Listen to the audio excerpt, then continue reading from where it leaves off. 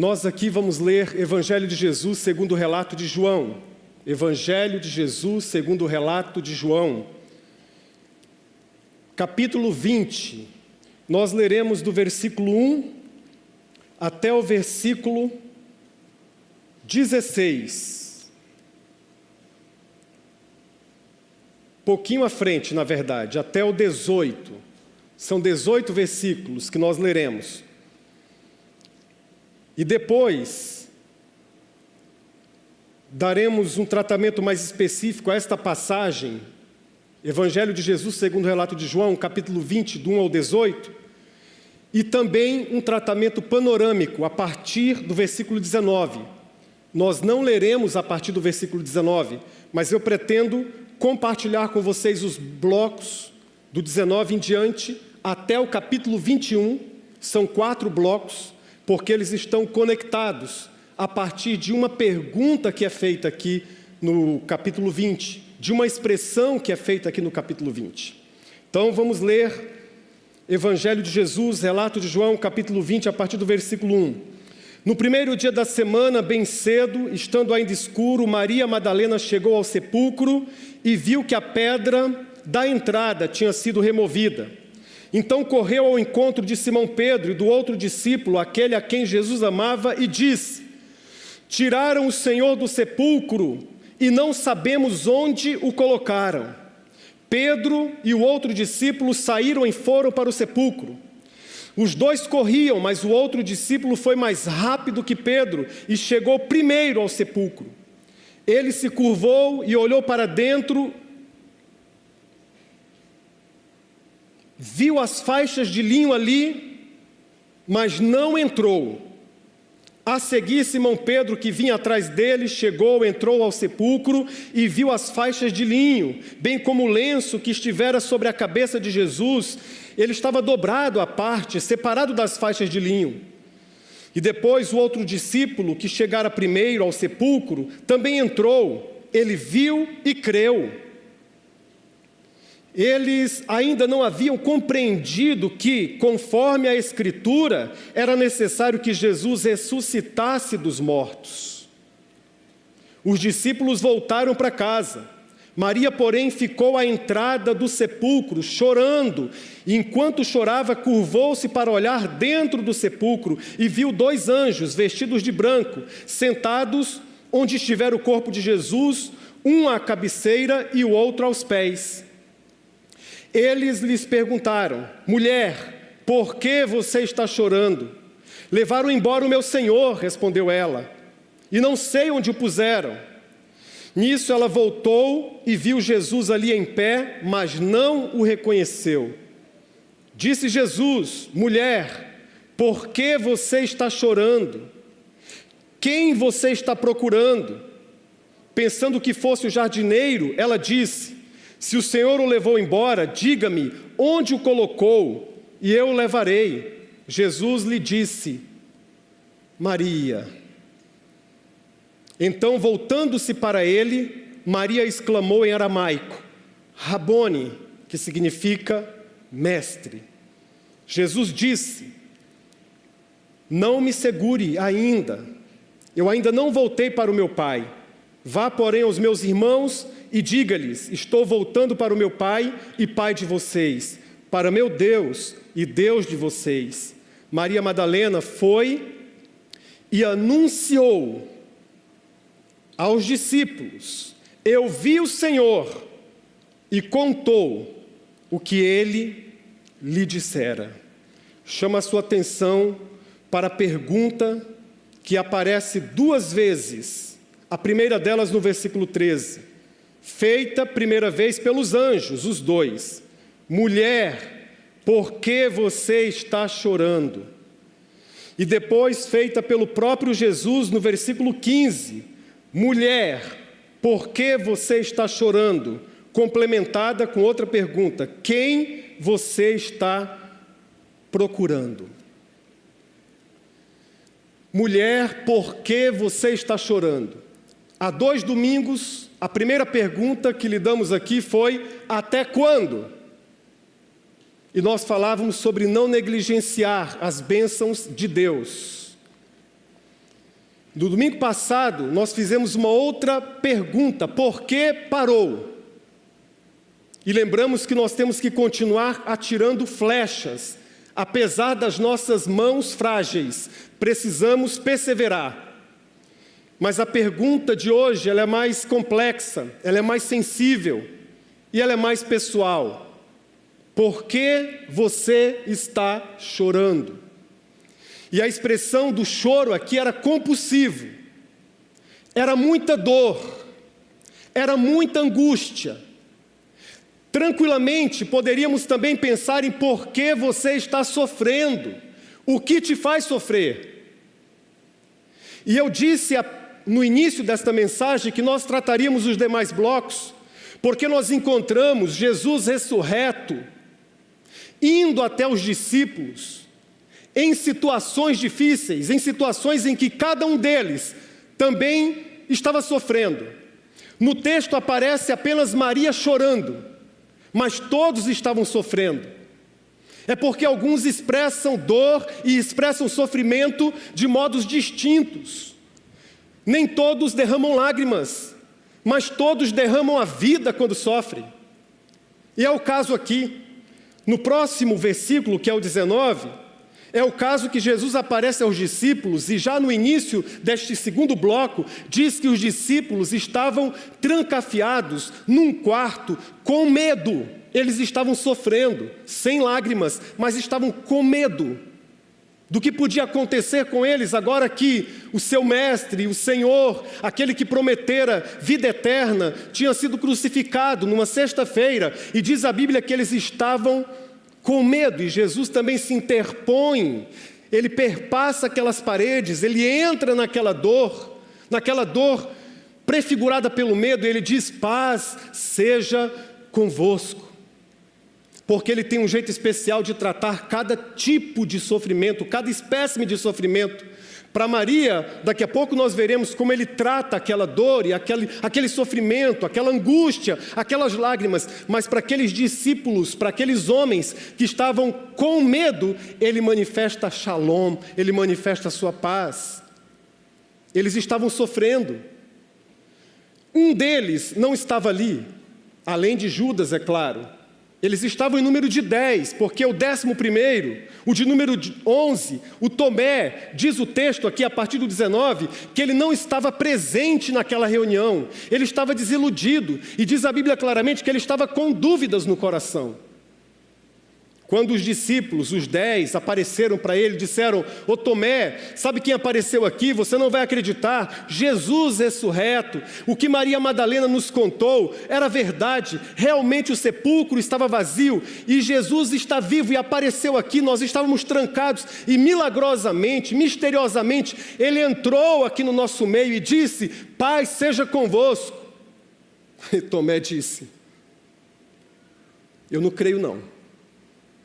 Eu não creio, eu só acredito vendo, eu só acredito se eu tocar, se eu tiver uma experiência com a materialidade, se eu colocar minha mão onde eu vi que foi perfurado e também no lado quando o soldado afetou Jesus e eu colocar a minha mão ali, eu acreditarei. Nós não encontramos lágrimas no durão Tomé. E por que eu o chamo de durão? Porque no alguns capítulos anteriores, o capítulo 11, no contexto da morte de Lázaro, quando Jesus disse: nós iremos até Betânia, e os discípulos disseram: não vamos, os judeus querem matá-lo. O Tomé disse: vamos nós morrer com Jesus. Ele era durão, ele era um guerreiro, sabe? Ele era um homem firme. Mas não pensem que os durões, que os guerreiros, que os homens firmes não sofrem.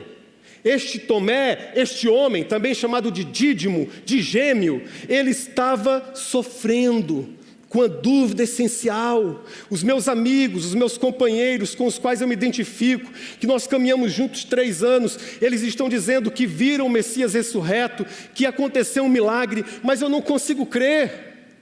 Há uma porção de gente, os pastores lidam com essas pessoas de maneira generosa e solidária. Há uma porção de gente que sofre porque duvida. Mas não é simplesmente porque duvida. É mais sério do que isso. é porque simplesmente não dão conta de crer, não conseguem crer. Não pense que Tomé não gostaria de crer, não gostaria de acreditar. Afinal de contas, os seus 10 amigos estavam testemunhando e dizendo, e efusivamente, não parecia mais haver medo no coração deles. E Tomé queria experimentar aquilo, mas ele queria experimentar de outro jeito, ele queria apalpar, ele queria segurar, ele queria trazer para a materialidade, ele queria enxergar com esses olhos, e ele não conseguia crer. E há muita gente sofrendo porque duvida. Porque essa dúvida muitas vezes não pode ser compartilhada, não pode ser comunicada, porque ela é percebida muitas vezes no nosso meio como crítica, ela é percebida no nosso meio muitas vezes como indisposição. Nós não queremos ficar muito próximo de pessoas que estão em dúvida, algumas vezes porque nós não sabemos das respostas, e outras vezes porque nós também temos as dúvidas, mas não somos honestos o suficiente para dizermos nós também temos dificuldades para crer. Por isso que Judas, não o Iscariotes, mas o irmão do Senhor, na sua primeira carta, próximo ao Apocalipse, de um capítulo apenas, vai nos dizer, no finalzinho deste capítulo, próximo ao versículo 22, talvez o 23, vai nos dizer o seguinte: tenham compaixão dos que estão em dúvida. Tenham misericórdia dos que estão em dúvida. Tenham compaixão dos que estão em dúvida. E por que Judas disse aquilo? Porque ele sabia que quem duvida desse jeito que Tomé duvidou, está sofrendo, irmãos. Quer acreditar, mas não consegue. Quer acreditar, mas não dá conta. E Jesus se apresenta também para aquele que duvida, que está sofrendo, e diz, 8 dias depois daquele primeiro encontro com os discípulos medrosos, 8 dias depois, ele se apresenta, diz o texto aqui na continuação, que se coloca no meio deles novamente, e diz assim, Tomé, pode tocar aqui, meu filho. Seja crente, não seja incrédulo, pode tocar aqui. E diz a Bíblia que os olhos de Tomé se abrem, e ele diz assim, Senhor meu e Deus meu. Em outras palavras, Tomé era o tipo de gente que precisava de um assentimento intelectual, ele precisava compreender, ele precisava ter uma experiência racional, e o Senhor Jesus deu a ele aquela experiência racional. Isso é extraordinário. Não tinha lágrimas, mas tinha dor. Não tinha lágrimas, mas tinha sofrimento. Não tinha o derramamento de lágrimas, mas tinha um derramamento de uma vida sincera, uma vida honesta. Uma vida que foi tocada por Jesus, ou melhor, que Jesus permitiu ser tocado por essa vida. Jesus se permite ser tocado. Às vezes a igreja tem uma dificuldade enorme com quem está em dúvida. Jesus não. Jesus diz, chega junto, vem para perto, toca aqui, questiona. Mas fica dentro de casa, porque tudo isso aconteceu dentro de casa. O problema maior de quem duvida não é a dúvida em si, é que às vezes ele sai de casa, às vezes ele não fica em casa, às vezes ele não permanece em casa. E eu gosto dessa história porque Tomé permaneceu em casa. Mas há também, seguindo aí, no capítulo 21 agora, os discípulos que estavam sem esperança. E é a situação da pesca maravilhosa aí, que Jesus aparece, eles estavam sem esperança e com vergonha. Eles não tinham pescado nada, mas essa pesca maravilhosa não pode ser confundida com a outra pesca também citada nos evangelhos. Porque aqui Jesus simplesmente chega e diz, vocês têm algo para comer? Ele diz, não. Jesus estava com fome, e vamos lembrar que nos evangelhos Jesus disse, a minha comida é fazer a vontade do meu Pai que está nos céus. Jesus queria se alimentar desta vontade de Deus que se expressa aqui no capítulo 21 inteiro. Mas eles estavam com vergonha. Joga a rede para o outro lado. Eles jogaram e pegaram 153 peixes enormes, que as redes quase se romperam. Enquanto isso, Jesus foi para a praia com uma mesa de pedra, e ele começou a cozinhar para os discípulos pescando, ele ao longe, vendo os discípulos no arrastar da rede, puxando todos aqueles peixes para a praia, e Jesus cozinhando pão e peixe, Jesus servindo aos discípulos, e eles se aproximam, E há no texto bíblico algo tão especial, porque quando eles estão no contexto da pesca, o Pedro, irmãos, o Pedro que tinha negado a Jesus, ele tem uma percepção, ele entende que é Jesus e ele sente vergonha, ele se sente nu, absolutamente nu. E ele se cobre, porque ele percebeu que ali tinha uma cena extraordinária, tinha uma cena de poder extraordinário. Mas ao chegar na praia, o texto do capítulo 21 vai dizer, no capítulo 21, versículo 12, que nenhum dos discípulos tinham coragem de perguntar: quem és tu? Porque eles sabiam no íntimo que era o Senhor. Estavam com vergonha. Eles sabiam que era o Senhor, mas nenhum deles, eles sabiam ou não sabiam? Eles sabiam. Mas eles estavam envergonhados. Senhor, és tu mesmo, porque o corpo de Jesus estava modificado, glorificado, passando por um processo de glorificação, processo pelo qual cada cristão vai passar naquele grande dia. Diz a Bíblia que nós seremos transformados, o nosso corpo mortal será revestido de imortalidade. Vai ser diferente, mas semelhante. Será um soma, será um corpo, como Paulo explica em 1 Coríntios capítulo 15. Mas vai ser diferente. Esse corpo de Jesus aqui era diferente. Maria não o reconheceu, confundiu com o jardineiro. E aqui eles perceberam que aqueles gestos, aquele milagre, o jeito de fazer, o jeito de olhar, o jeito de partir o pão, era Jesus.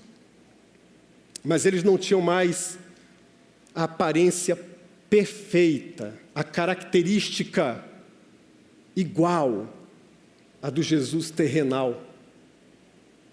Mas Jesus percebe aqueles discípulos sofrendo, não porque não pegaram peixe, não porque não pescaram, mas sofrendo porque estavam envergonhados, porque os evangelhos vão registrar que todos eles fugiram. Nós tiramos uma fotografia do Pedro negando a Jesus, postamos nas redes sociais e postamos no nosso Instagram e falamos: esse cara aqui fugiu. Ele fugiu. Mas e todos os demais que a Bíblia diz que fugiram também? Todos estavam envergonhados. Esse texto é bonito porque diz, não esconde nada, diz que todos estavam com medo. Todos. Um traiu, foi Judas. O outro negou, foi Pedro. E o outro teve dúvida, foi Tomé. E todos os demais estavam com medo. Estavam sofrendo porque estavam envergonhados. Às vezes nós ficamos envergonhados também com o nosso estilo de vida, com o nosso estilo de cristianismo, com a nossa falta de sede pela palavra, de compreensão das Escrituras, de experiência com Deus. E nós ficamos envergonhados. Isso faz a gente sofrer, isso dói também. E ele chega no final do capítulo, na história com Pedro, que estava olhando Jesus meio de soslaio. E aí, será que eu vou? Será que eu não vou? E os evangelhos afirmam que Jesus disse: olha, eu vou lá para o mar de Tiberíades e o mar da Galileia, e chamem Pedro, eu quero conversar com Pedro. Porque Pedro nem estava indo em todas as reuniões também. Porque ele não estava apenas com vergonha, ele estava decepcionado consigo mesmo. Isso faz a gente sofrer demais. Quem tem brio, quem tem hombridade, quem tem um mínimo de compreensão da vida, da existencialidade, se decepciona consigo mesmo. Isso é um sinal de grande maturidade, mas também de grande sofrimento. Há muitos, isso é normal. Há muitos que se decepcionam com outros. Há um marido que se decepciona com a mulher. Há uma mulher que se decepciona com o seu marido. Há pais decepcionados com filhos. Há filhos decepcionados com pais. Nós nos decepcionamos uns com os outros. Mas esse não era o caso de Pedro. Ele não se decepcionou com os que estavam fugindo. Ele não se decepcionou com a dúvida de Tomé. Ele ficou profundamente decepcionado consigo mesmo, porque ele prometera para Jesus, o seu amigo. Ele disse: eu não vou te trair, ainda que todos te neguem, eu não vou te negar, eu não vou. E Jesus disse: Pedro, Satanás pediu permissão para peneirar vocês todos, e eu deixei. Pedro, ainda antes que o galo cante, você vai me negar 3 vezes. Que isso, Senhor? Todos podem te negar, eu jamais vou te negar. Eu estou pronto, disse ele no próprio Evangelho de João, eu estou pronto para morrer contigo. Negou, fugiu, negou. Ele estava sofrendo, decepcionado. E eu queria ter tempo para conversar com vocês sobre Jesus ressurreto, o Filho de Deus, redivivo, se metendo na nossa história e resolvendo cada manifestação, cada uma dessas facetas de medo, mas nós não temos tempo hoje, nós vamos falar só de Maria. Então nós vamos voltar para essa dor de Maria.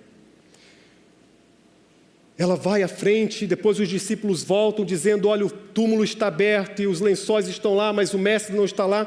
Eles têm a nítida percepção de que roubaram o corpo de Jesus. A construção do texto nos dá a ideia de que eles pensaram exatamente isso, porque eles não tinham compreendido que Jesus iria ressuscitar.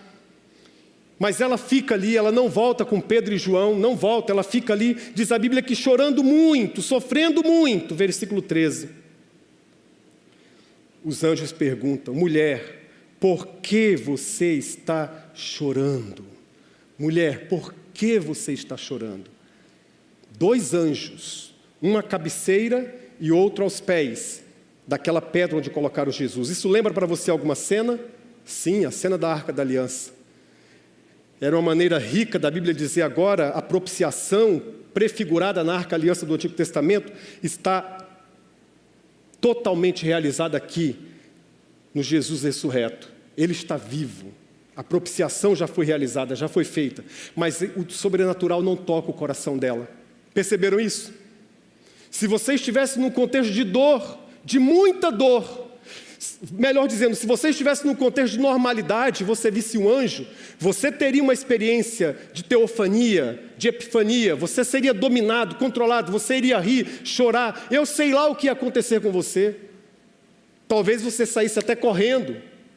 Ela viu 2 anjos e o sobrenatural não toca no coração dela. Por quê? Porque naquele momento ela estava com a dor amarga de uma perda terrível através da morte do seu amigo Jesus. Você conhece um pouco da história de Maria Madalena. Lucas capítulo 8, versículo 2, nos conta numa frase que dessa Maria Madalena Jesus expulsara 7 demônios. Uma mulher completamente dominada, demonizada, uma vida que era um inferno, eram 7 demônios, irmãos. Jesus entra na vida dessa mulher, expulsa aqueles demônios, dá significado àquela existência, dá sentido à vida de Maria Madalena. Nos diz Lucas capítulo 8, versículo 2, que ela começou a viajar com Jesus para cima e para baixo. Ela começou a fazer parte da comitiva do Mestre. Ela começou a pregar o Evangelho junto com Jesus. A sua vida teve significado. Foi recobrada de sentido. Qualquer pessoa aqui ou em qualquer lugar que me escuta que já teve experiência com o ocultismo ou que já foi liberto de espíritos malignos, de espíritos maus, sabe como o seu coração fica completamente conectado, ligado a Jesus. Depois que Ele realiza a obra de libertação completa, você não quer saber de nem um resquício do mal, você se conecta a Jesus de um modo profundamente especial. E foi o caso dessa mulher. Mas agora o seu Senhor estava morto, os seus sonhos morreram junto, ela perdeu esse sentido, está claro aqui, ela chorava compulsivamente, não era apenas o vazio da ausência, ela não chorava por isso aqui, porque um pouquinho antes, em alguns versículos, diz que ela e as outras mulheres, elas prepararam tudo, porque não deu tempo de José de Arimateia preparar todo o corpo de Jesus, elas esperaram passar o sábado, foram lá com as especiarias para fazer algo por Jesus, era um último gesto em relação ao corpo de Jesus, mas não encontraram Jesus, então não era mais um sofrimento, uma dor pela perda, ou pela vazio da ausência. Quando você perde alguém, quando alguém morre na sua casa, quando um ente querido é levado para os céus, você sofre esse vazio de uma ausência. Mas ela não chorava só pelo vazio da ausência. Ela chorava também pelo vazio da existência. É diferente. É o que ela perdeu com aquela perda. Ela viajava, não viaja mais. Ela estava em todos os lugares onde o Mestre estava. Lucas capítulo 8, versículo 2 nos conta isso. Agora ela não está mais. Ela tem um vazio da existência. Naquela mesa está faltando Ele. e a saudade dele está doendo em mim. Esse era o pensamento de Maria Madalena. E chorava intensamente, profundamente. Quando você está sofrendo neste nível, não apenas com o vazio da ausência, mas com o vazio da existência, o sobrenatural não te toca. A igreja precisa compreender isso, porque às vezes nós chegamos na casa do luto e nós queremos que a pessoa tenha uma experiência com o sobrenatural, e nós queremos abrir a Bíblia, e nós queremos falar de Deus e expressar a nossa teologia. Maria viu anjos e isso não fez nenhum sentido para ela naquele momento. Não fez nenhum sentido. Depois o próprio Jesus aparece e ela não reconhece. Ela achou que fosse um jardineiro. Era muito comum os jardineiros também ao redor dos túmulos ali, preparando, limpando, ornando, e ela achou que fosse um jardineiro. E Jesus olha para ela e diz a mesma pergunta do anjo: por que você está chorando? Só que ele fala: mulher, por que você está chorando? O que você procura? Ela disse: olha, se foi você. Ela acusa o jardineiro. Quem está sofrendo, dispara a sua dor, dispara as suas feridas em qualquer um, mesmo no estranho. Quem está ferido, fere. Olha, se você roubou o corpo do meu Senhor, é melhor você dizer logo. Não faz isso não, moço. Não faz isso não, rapaz. Pelo menos diz onde ele está e eu vou atrás. Deixa que eu vou procurar. Eu vou atrás, só diz onde ele está. Aí Jesus quebra aquele discurso do drama, do vazio da existência, e diz para ela assim: Maria, como é que Jesus começa a resolver a nossa dor? Seja a dor causada por este vazio da existência, causada pelo medo, causada pela dúvida, causada pela vergonha, causada pela derrota ou pela decepção, que foi o caso de Pedro. Nome. Ele chama pelo nome. Alguns aqui precisam ouvir Jesus citar o seu nome. Maria. Mas ele entrou dentro daquela casa e disse: Tomé. Depois ele foi para a beira da praia e disse: Pedro.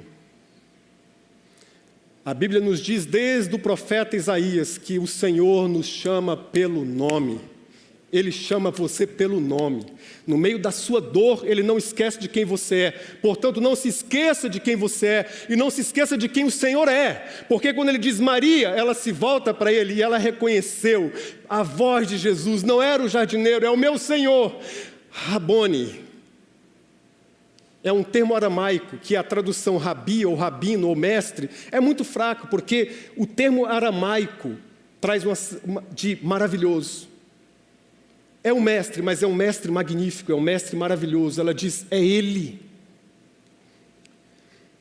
Mas aí ela corre para Jesus e ela vai se aproximando de Jesus, ela está abraçando Jesus e Jesus disse: não me detenha, não me segure. O que isso significa? O que esse termo significa? A gente precisa entender, porque Ele permitiu, mesmo com o corpo glorificado, ou passando pelo processo da glorificação, Ele se permitiu ser tocado pelas mulheres, outras que acompanhavam Maria Madalena, que Mateus nos diz, que Marcos também nos diz, que ficaram aos pés de Jesus adorando-o. Ele se permitiu ser tocado por elas, ele se permitiu ser tocado por Tomé. Aliás, ele disse: Tomé, vem aqui, segura aqui, toca aqui. Mas ele não se permitiu ser tocado por Maria Madalena, não daquele jeito. Por quê? Porque a construção do texto original, o texto grego, dá o sentido de que ela estava agarrando, efusivamente abraçando, como quem estivesse com uma grande saudade. E ele diz: não me detenhas, porque eu não fui para o Pai, eu vou para o Pai. Mas o que Jesus estava dizendo com aquilo que parece enigmático, mas não é?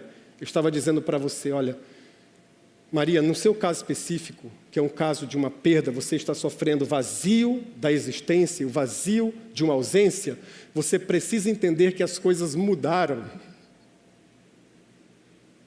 As coisas mudaram, você não vai mais se relacionar comigo desse jeito. dessa maneira. Não é mais materialmente, não é mais fisicamente, não tem mais abraços, não é assim desse jeito. Você vai se relacionar comigo agora de duas maneiras, pela palavra proclamada e pela palavra disfarçada, por Jesus proclamado e por Jesus disfarçado. É assim que você vai se relacionar comigo. Maria, algumas coisas mudaram, mas tem coisas que não mudam.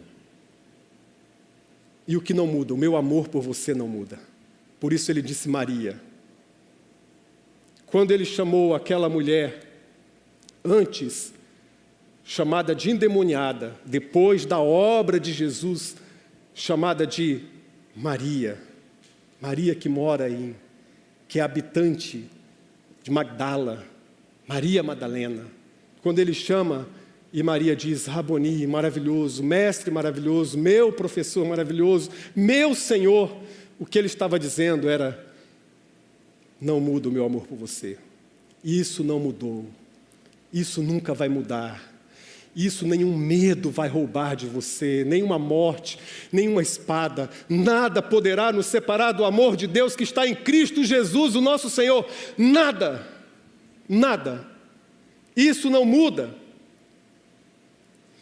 Você vai ter uma nova forma de se relacionar comigo, com a minha pessoa, inclusive você, Tomé, porque você viu e creu. Bem-aventurados os que não viram e creram, e os que não verão e vão crer. É uma outra maneira, Tomé, é um outro jeito, Tomé, uma outra forma, Maria, entendeu? E aí, qual é a missão que ele dá para ela? Ela não vivia viajando, vendo Jesus proclamar o evangelho de tudo quanto é jeito, agora ela fala assim, você, Maria, vai proclamar. É interessante que as mulheres foram as primeiras a levar a mensagem de que Jesus está vivo, de que Ele ressuscitou. Isso é extraordinário. E ela saiu proclamando, e ela chegou e disse, eu vi o Senhor. E a sua proclamação foi, Ele está vivo, eu vi a Jesus. E eles creram, e eles correram lá, e eles acreditaram no testemunho dela. Mudou isso, tá? Você vai se relacionar com Jesus agora, isso é para você e para mim também. Nós nos relacionamos com Jesus agora pela proclamação. Toda vez que a palavra é proclamada, saiba que você está recebendo Jesus. Ele está sendo ministrado agora. E você pode recebê-lo agora, recebê-lo na sua dor, no seu medo, na sua dúvida.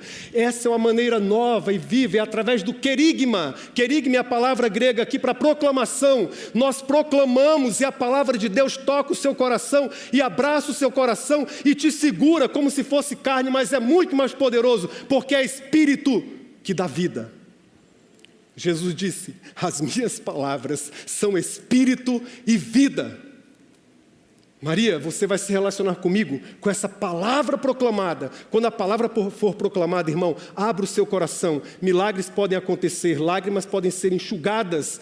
Extraordinárias coisas podem acontecer na sua vida a partir de uma palavra proclamada. Mas permita-se ser tocado. Deixa Jesus chamar o seu nome nesta tarde. Deixa Jesus falar o seu nome. Ele tem uma mensagem pessoal para você. Mas também ele nos ensina aqui que nós nos relacionamos com Jesus agora também através da palavra disfarçada. Porque você vai olhar, você vai enxergar Jesus num jardineiro. Quantas vezes eu enxerguei Jesus no meu amigo, seu Flor aqui da pipoca? Algumas vezes eu descia aqui muito triste, comprava uma pipoca ali, ficava 5 minutos com o seu Flor. Eu via Jesus. Palavra disfarçada. Jesus está disfarçado. Ele está disfarçado, ele pode estar aqui. Nem sempre ele gosta de se disfarçar de pregador. Às vezes ele se disfarça de um cara que está pilotando um Uber. Às vezes ele se disfarça de um advogado que você vai atrás dele para resolver um problema, ele te fala de outra coisa. Às vezes é através de um médico que para o que está fazendo para até meio sem jeito orar por sua vida. Jesus está por aí. Fica de olho nele. Fica de olho nele. Como ele se disfarçou ali, né, de jardineiro. Como ele se disfarçou de um viajante. E aí, o que está acontecendo em Jerusalém, gente? Está a maior turba lá, e os 2 discípulos, lá em Lucas capítulo 24. Eu não sei, aconteceu um negócio lá, um cara disse que era Messias, e ele foi crucificado Você é o único viajante que não sabe o que está acontecendo lá em Jerusalém. E Jesus disse, quais coisas? O que está acontecendo? Disfarçado em alguém que está com fome. O que vocês têm para comer aí? Jesus disse aqui no capítulo 21, o que vocês têm para comer? Disfarçado em alguém que só vai ser percebido no gesto simples. Essa é a forma espiritual. A presença de Deus está cobrindo toda a terra. Não só esse templo, mas toda a terra. E nesse tempo que nós estamos vivendo, tão complicado e tão difícil, Jesus está por aí, gente. Ele habita em nós, mas Ele também quer ser visto pelos olhos da fé. Em diversas situações, em situações as mais complicadas. Eu falei de vários medos, de vários sofrimentos, de várias dores, e eu disse que Maria foi a única que derramou lágrimas, mas eu não neguei que os outros derramaram a vida. Maria, ela foi a última a chegar no ambiente da crucificação. A última. Oh, vida bonita dessa mulher! Mas ela foi a primeira a chegar no lugar da ressurreição. Sabe por que às vezes nós não temos essas experiências? Porque nós temos uma tendência para o negativo, uma tendência. Nós chegamos primeiro na dor e chegamos por último no túmulo vazio. Nesta tarde, Jesus quer inverter, Ele quer que você aprenda com essas lágrimas desta mulher. Adie um pouco essa dor. Se é dor, não negue a dor. Não negue. Mas você pode chegar atrasado. Mas se é a alegria da ressurreição, abraça primeiro, agarra primeiro, segura primeiro. E eu quero orar por você, nós vamos cantar. Achei tão linda essa escolha desse repertório, Simone, que eu tinha vontade de cantar as 3, mas não vai ser possível. Vamos cantar, é a última, é a terceira. É a terceira. E enquanto nós cantamos, eu gostaria muito, nós vamos cantar uma vez essa canção. Eu gostaria que você ficasse em pé. Nós vamos cantar essa canção uma vez e você vai ouvir essa pergunta de Jesus. José Júnior, por que você está chorando?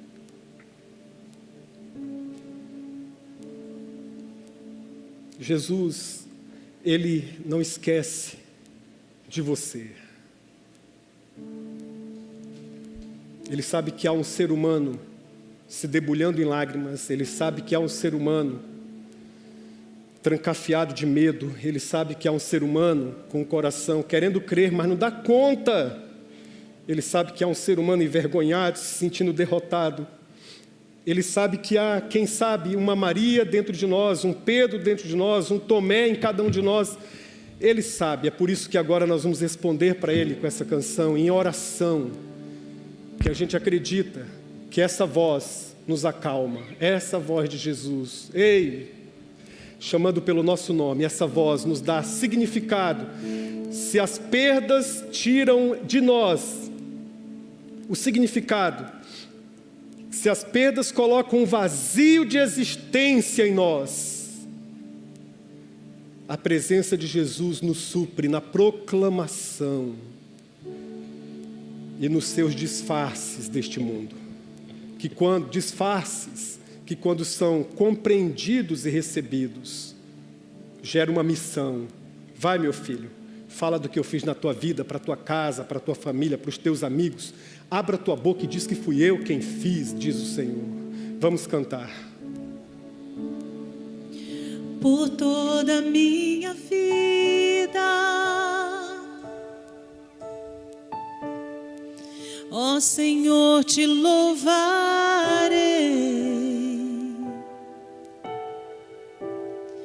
pois meu fôlego é a tua vida. E nunca me cansarei,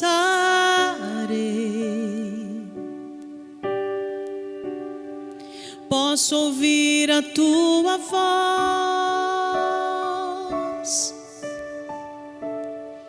É mais doce do que o mel, que me tira dessa cova e me leva até o céu. Já vi fogo e terremotos,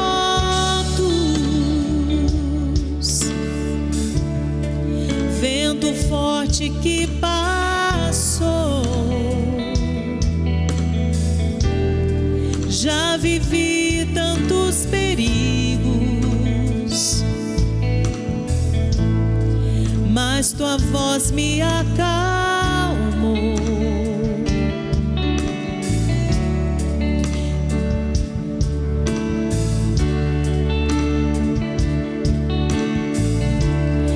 E ao mar os seus limites, eu me sinto tão seguro no teu colo, ó Altíssimo. Não há ferrolhos e nem portas que se fechem diante da tua voz. Não há doenças e nem culpa que fiquem de pé diante de nós. E a tempestade se acalma na voz daquele que tudo criou, pois tua palavra é pura, escudo para os que nele creem. Não há ferrolhos e nem portas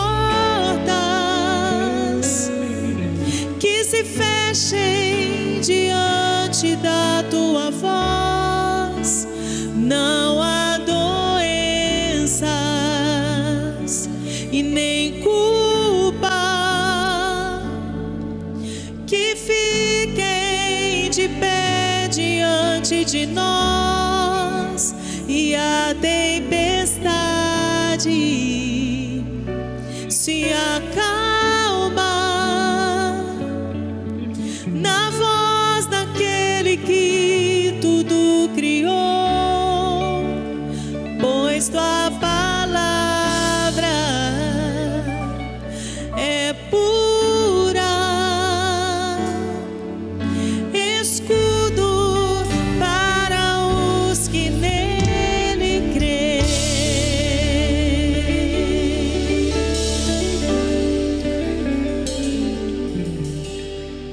Permaneça em pé um pouquinho, só vamos orar agora. Mudou muita coisa, né, meu irmão, minha irmã?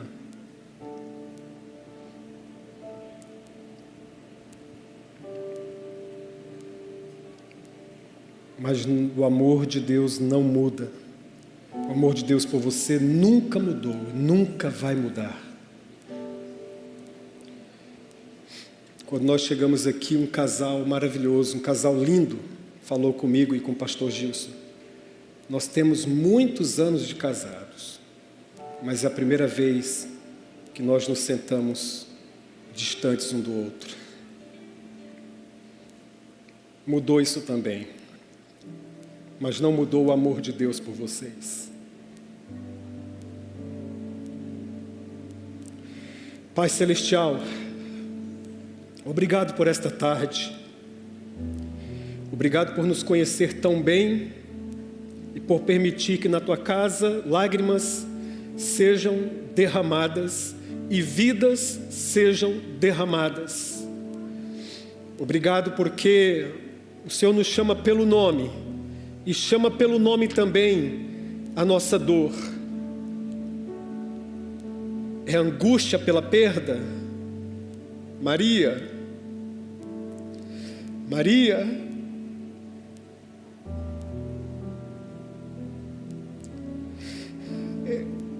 é a dor do medo de não dar certo, do medo de fechar a empresa, do medo de não conseguir pagar os seus compromissos. Paz seja convosco. Tenha paz, meu irmão, tenha paz, minha irmã. Jesus sabe disso, Ele conhece você pelo nome. É a vergonha de não enxergar Jesus como outros enxergam. É a vergonha de sair correndo quando a coisa aperta. É a vergonha de reclamar no lugar de agradecer. Jesus sabe também. Ele perdoa. É a decepção consigo mesmo, a decepção de ter feito promessas, de ter falado para o teu Senhor que não ia negar fogo, que dessa vez dessa vez eu consigo. Jesus vai ao teu encontro, meu irmão, como foi o encontro de Pedro. Ele vai te fazer só uma pergunta: tu me amas? Ele vai repetir 3 vezes, ou quantas vezes for preciso. Mas Ele vai ao teu encontro.